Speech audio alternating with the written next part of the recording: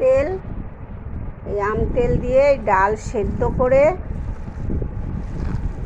সেদ্ধ ডাল দিয়ে এই লঙ্কা দিয়ে আর এই যে পেঁয়াজ দিয়ে ভাত মেখে ডাল সেদ্ধ দিয়ে এই আলুর চোখা, পেঁয়াজ লঙ্কা দিয়ে মাখা, ডালের বড়া, বেগুন ভাজা, ধনেপাতার বড়া, শসা, এই দিয়ে আজকে দুপুরের মেনু।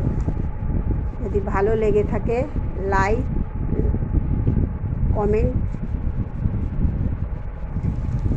করে দেবেন, শেয়ার করে দেবেন।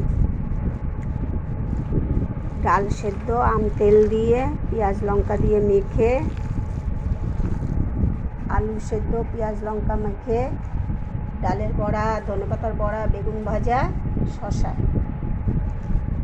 যদি ভালো লেগে থাকে লাইক, শেয়ার, সাবস্ক্রাইব করে দেবেন। আর জি আর রান্নাঘরের রুমা।